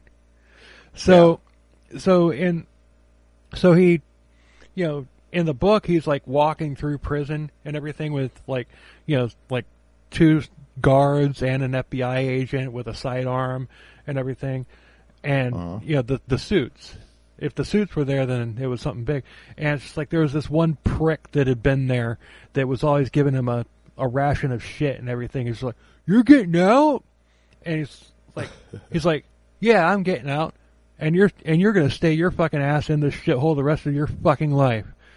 And and then he bumped into that guy that knew him from the previous prison that was trying to out him, and his jaw's just on the floor, and he looks at him, and he's like, "Fuck you." Fuck you. And so, fuck you right in the fucking neck, you motherfucker. Yeah. So you would think that they would have put that part in the series. Just like the series. Don't get me wrong, the series is very good and I recommend it. But it's just like there was like some of the stuff that I was watching, I was just like getting infuriated. It's just like, that's not what happened. Or right. Or why didn't you include it? Because I'm serious. If the author of the book that I read is saying something, you'd think that you'd want that, especially a scene like that with him being let out of there. That definitely should have been in there. But then again, though, he could have just been embellishing that part for his own sake too. Could be, but how would Apple TV know? Well, I'm sure they read the book too to make the series or whatever. Right, because the majority... And they probably just went like, dude, he just made that shit up. Yeah, dude, if we put that in the show, everybody's going to go, that's the fakest fucking thing that could ever happen.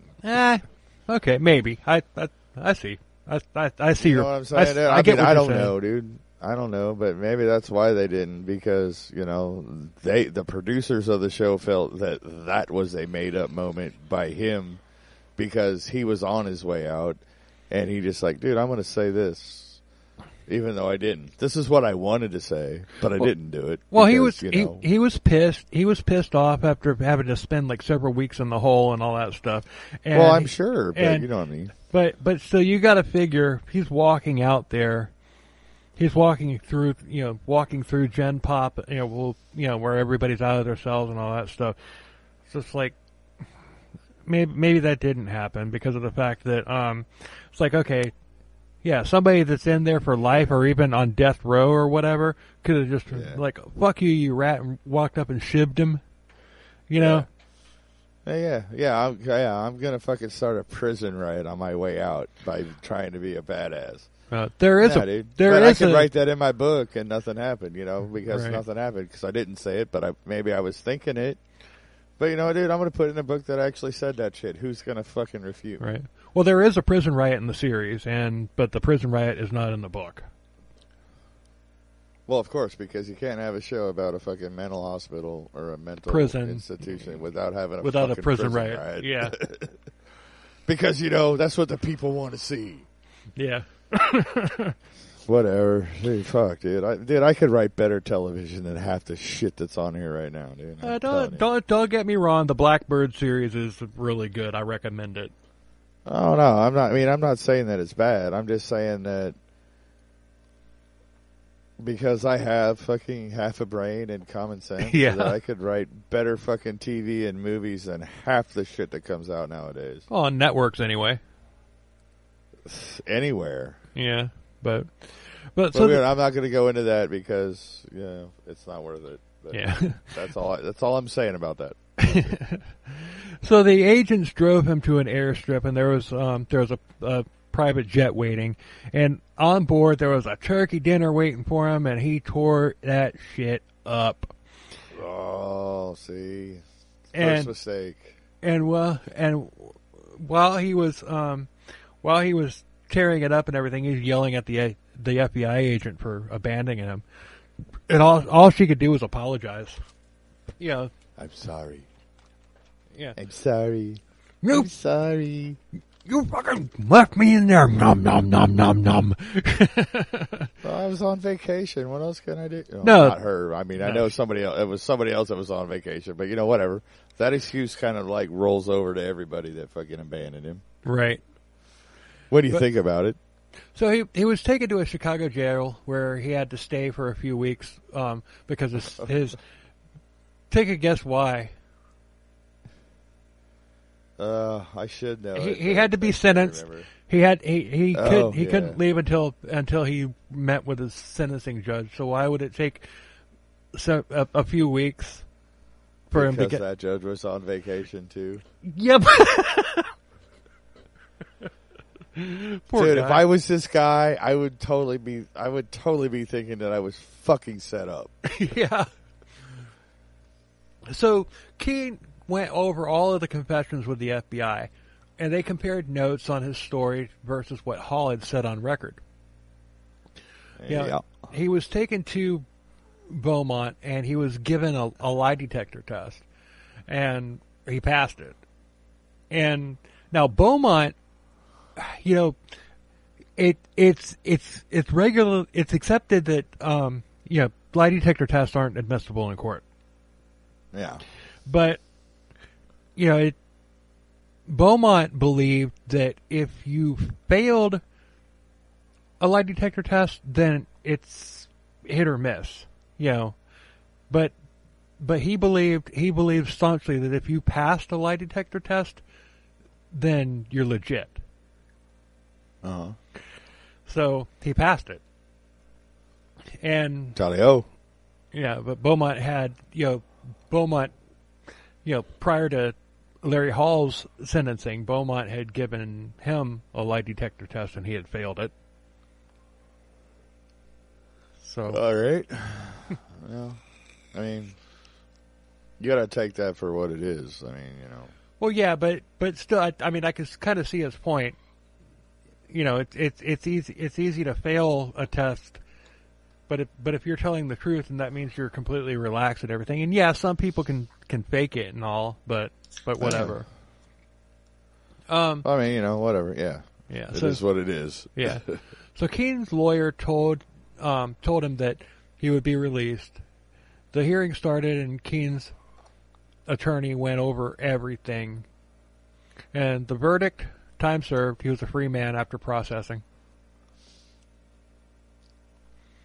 So, Hall had failed the polygraph, as I said a minute ago. They had the map, and they went to the locations, but nothing was found. And that's going back to what we were talking about earlier. That was just like, okay, nothing was found because these people were buried in a proper burial 6 feet under. You know, but you know, but they went to like the exact location where they were said to be, but they didn't excavate the whole area. Now, like Canadian serial killer Willie Pickton, when they excavated his entire fucking property, and it took months and millions of dollars to do it, but they found the victims. Now, right. if they had just excavated like say the entire area of say like 100 yards by 100 yards, they probably would have found something if the map was accurate. But like you were saying, what if he buried bodies on top of bodies? Yeah. Like in his graveyard. All of his victims could actually be in his fucking graveyard. They could be. I mean, and seriously, dude, I mean, he had to have, I mean, you said this guy was smart. He just acted dumb. Right. He had to have suspected that something was up. I mean, even when it got to the end of it, you said that he did. Like, he was like, he knew. So maybe, maybe he knew. Maybe he knew earlier, dude. Yeah, maybe he knew earlier and fucking drew a fake map. Just to like, this is what he wants. Let's give it to him, dude. But it's not where anybody could is. Be. I mean, I'm not gonna put the title of criminal genius on Larry Hall, but he wasn't idiot. He wasn't an idiot either. Yes, yeah, he wasn't. Yeah, that's what I'm saying, dude. I mean, you don't have to be a fucking criminal mastermind to fucking realize what somebody's doing and then give them false information to fucking make them look like a fucking shitheel, you know? Right. And you're still safe because, you know, he took that map and you guys didn't find no bodies, so, you know, no corpus, no delicti. I get to go free. Yep. So, but no, that's interesting. I'm surprised that they never thought about searching his graveyard. The cemetery. Yeah. Dude, the guy worked at a fucking cemetery. How do you just bodies on top of bodies? You're already burying somebody. All right, you wait till the funeral's over. You got somebody dead. You just throw them in top on the coffin and fucking dump them down there and bury them. Right. Exactly. Nobody will ever fucking do that because now you have to get fucking permission to exhume bodies. No, you wouldn't even have to. If he threw the body on top of a coffin and then covered the grave up, then you're not disturbing the coffin. Dude. I mean, what I'm saying is he put the body in the coffin because once the funeral's over, dude. I mean, like seriously, you lower the coffin down and then you know, everybody sees you throw a couple shovels full of dirt on, and then everybody leaves, right? So you just keep you just throw little light shovels on. Dude, I think you just saw. I think you just once saw everybody's this case. Gone, then you just climb back down there, open up the fucking coffin, throw another body in it, cover it, and then you fucking bury it with a backhoe, which is what they do, dude. I think you just solved this case, man. I think every single one of his victims is in his cemetery. In cemetery, either like in a coffin with somebody else, or on top of it, or underneath, buried, or underneath it. Yeah, one way or another. Yeah. I think every one of his victims is buried in that cemetery, and whatever, it's just pure conjecture. But the details you've given me for this story, that's what I think. Yeah, and I agree with you. I think you blew the lid off of it. I bet that if they, it would take a shit ton of time and money, but they did it for Willie. And a whole lot of fucking permission getting, dude, to fucking exhume bodies. Well, shit. I mean, which is like that's why he got away with it, because he knew that nobody would just arbitrarily agree to have their fucking deceased relative's body fucking exhumed. You know what I mean, dude? It makes perfect sense. I mean, dude. But think about it. If somebody came to you and said, "Hey, we have reason to believe that a serial killer might have buried somebody on top of one of your loved ones. Can we dig up the grave?" Yeah. I mean, it depends on.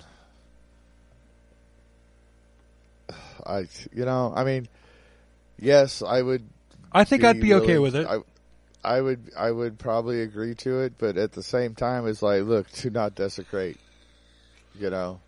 Well, all they would have to do would be open the coffin. Yeah. Not going to do anything with. But you know what I mean. Not going to. Not you know what I mean, though, dude. I mean, dude. We my just, father, my brother, my mother, they were all cremated, right? So I mean, I cannot speak to something like that actually happening to me. Right. But I mean, like, dude, if you spend the money to buy a coffin and put your fucking loved one in it and then have them buried underground, it's like, dude, I mean, like, even digging that hole back up is like, that's a tough decision. I mean, it's like, that's their fucking sacred resting place. That's their final resting place. No, you cannot dig that up. I don't know. I would. You know what I mean? I'd be like, okay, do it. It's like, okay, well, maybe can we open it? We're not going to do anything to it, but can we open it? You can be there if you want to. We just want to open it and make sure there's not. If I was going to agree to something like that, I would have to be there to make sure there's fucking nothing shady going on. Whatever. But you know what I mean, dude. But dude, I'm serious. I think. I can see it from the. Yeah, I probably you figured it out. Yeah, I mean, damn. But honestly, though, dude, I'm sure I'm not the first one that's thought this, and I don't know. It's probably completely wrong because I'm sure that everybody else thought that too. It's like, dude, it's so obvious. I don't know. I don't know. I mean, it's just like, okay, this is, he's like third generation in charge of this graveyard, so it's like a, it's a big graveyard. Yeah, where else would he bury the bodies? Where else would he fucking hide them? I think it's so fucking obvious. Like, they're in the fucking cemetery that he fucking owned and ran. I'm with you. Are you fucking I'm kidding me? 100% with you. So, Larry Hall, he was obviously denied his appeal. He was sentenced, he was sentenced to life without the possibility of parole, and he has confessed to a total of 35 women, and he's suspected of 40 to 50. Oh. He was reconvicted of Jessica Roach, and the appeal on Trisha Reitler stuck. He wasn't on that. Now, his brother had been in his corner the entire time, Gary. Fuck you, Gary. No. I'm just kidding. I'm just kidding. I'm only kidding. No, fuck you, Gary, you fucking parasite motherfucker in the womb. Fuck you. Anyway, no, I'm just kidding. Yeah, go on. In utero mosquito. In utero mosquito. Dude, I'm going to name a death metal band that. That's great, but dude, I'm gonna do a death dubstep album, and I'm gonna name it "In Utero Mosquito" just because you said that, bro. That's fucking awesome. That just popped in my head. but God, where was I? His brother, Gary. Yeah, he had been with like in Larry's corner the entire time. Until the new evidence of like James Keene's confession and everything, right? And then after that, his brother just basically just disowned Larry. Oh, yeah. And there's a scene in Blackbird where they're sitting together and everything, and Gary's just like, Larry's like, oh, I don't deserve to be here. And then Gary's like, no, you're exactly where you deserve to be. And yeah. And then Larry's fuck off. Like, Larry's like, not you too. Not you too. But anyway, fuck Larry Hall. Anyway. And fuck Gary, fucking parasite. Never mind. In utero mosquito. In Utero Mosquito. That's going to be the name of my next Death Step album. I'm telling you right now. Well, either that, it's just going to be a name of a song because, dude, that'd be a cool song too. In all seriousness, props to Gary for pulling his head out of his ass at the end. Yes, and walking away. Yeah. So Anyway, he's still in prison there at in Springfield, and the victims that he's suspected in, that we have the names on, there's like numerous unidentified victims that are just missing. To this day, nothing's been found. But the ones that were named that I could find were 15-year-old Dean Marie Pyle Peters, Deborah Jean Cole, Jennifer Schmidt, 19, Marcy Swinford, 21, Denise Blum, 18, Folia Chavez, 28, Kimberly Thompson, 25, Linda Wedley, 10, Diane Jane Braungott, 18, Wendy Fulton, 16, Paulette Webster, 19. And yeah, those are just the ones that I've found that were, people that he was suspected of being linked to. Yeah, where it was listed by name. I couldn't find anything else. All right. Okay. So rest in peace, ladies. Yes. It's more than likely he's the one that did it, and that guy's, he's gonna rot in prison for the rest of his damn life. Oh, yes, please. So, anyway, freaking awesome, compelling story. I recommend the book and I recommend the TV series because it's just like that. I found out about it. I found out about the story. I just kind of happened upon it, and I didn't know about the TV series, and I certainly didn't know about the book. But when I found out about it, I was like, okay, we're doing this one. Yeah. And awesome story. And after the fact, James Keene, okay, we got a Big Jim. Big Jim has a series of strokes and everything, but he did get to see, he did live long enough to see James Keene released from prison, and they had 5 years together before he finally passed away. Oh, that's cool. Yeah. And James has gone on to, it's like he's actually started working with the FBI as like a, as a profiler for serial killers. Oh, wow. So, talk about turning your life around. Holy shit. Yeah, he also has successful business ventures and everything. I'm not clear about, what exactly he got into or whatever, but he is also like continuing the work of, of the FBI profilers and everything, by helping out, and he's been in on bringing in some serial killers. Because he was able to get into the Mindle Area Hall. Yeah. So. Well, good for him, dude. I'm glad he turned his life around. I'm glad he got that time to spend with his father before his father passed. Yeah. That's cool. I mean, maybe, I guess he brought some closure to some of these families of the fucking...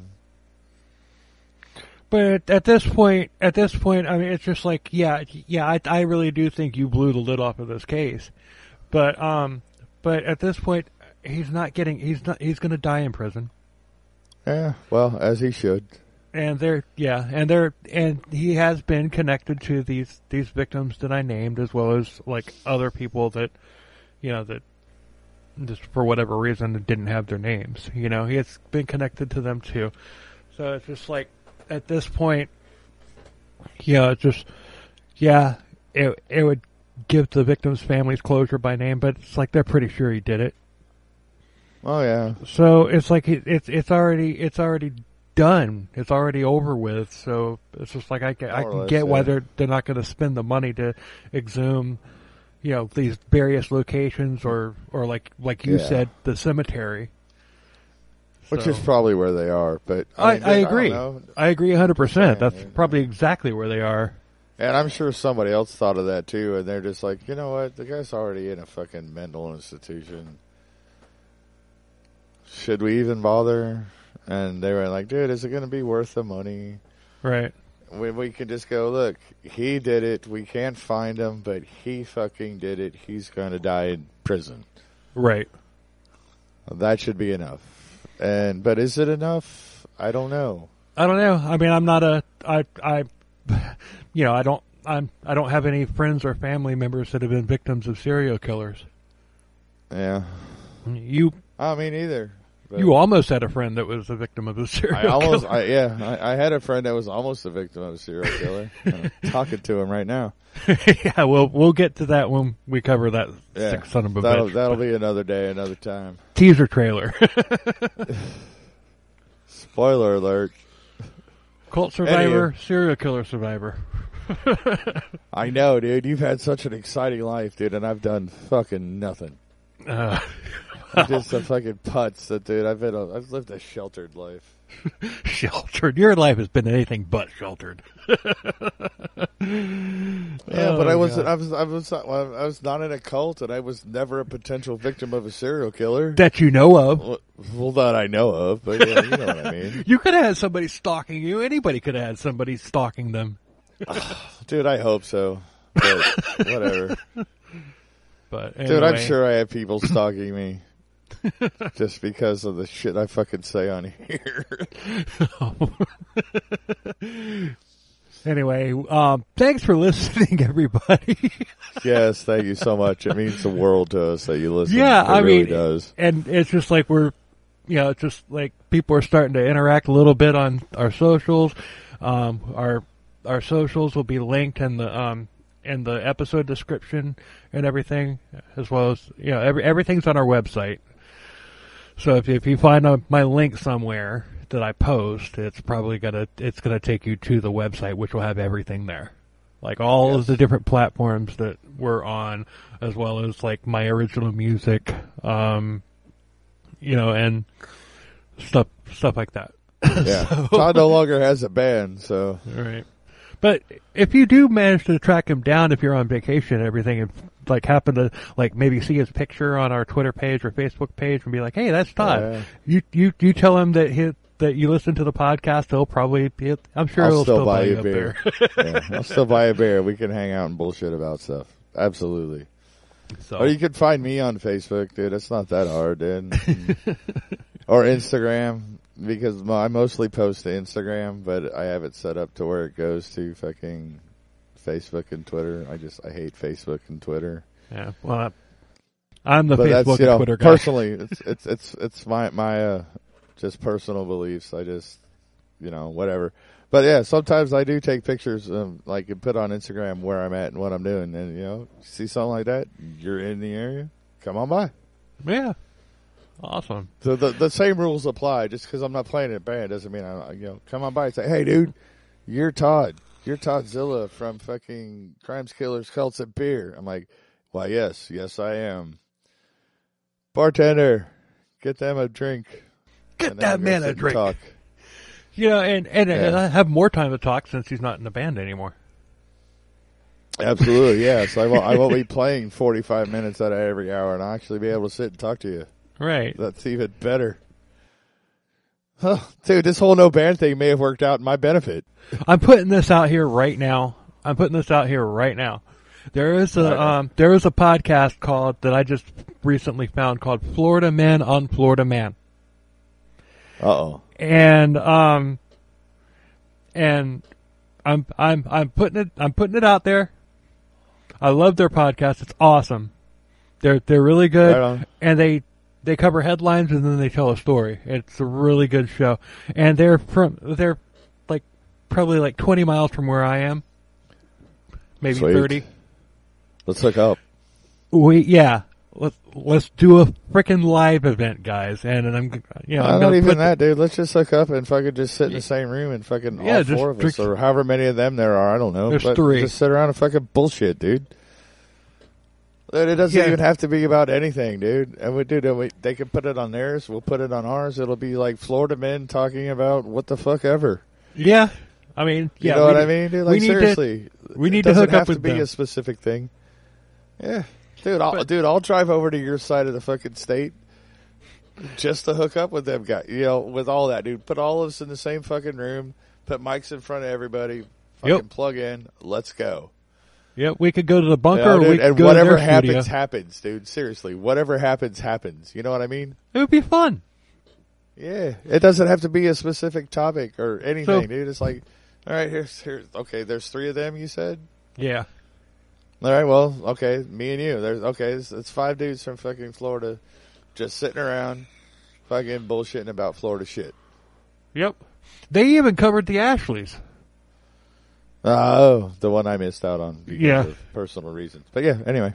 But they even covered the Ashleys, and but yeah, I've been listening to there's some of their topics I'm gonna want to cover in greater detail. The way that we do things. Oh but, yeah, that's like some of their. Oh man, I'll tell you off air. Anyway, we're gonna wrap it up. We'll see you. We'll see you next week, or maybe later this week, and everything. We're probably gonna have 2 episodes coming out in a matter of days, because of like technical difficulties. But hey, it's growing podcast. It's growing pod.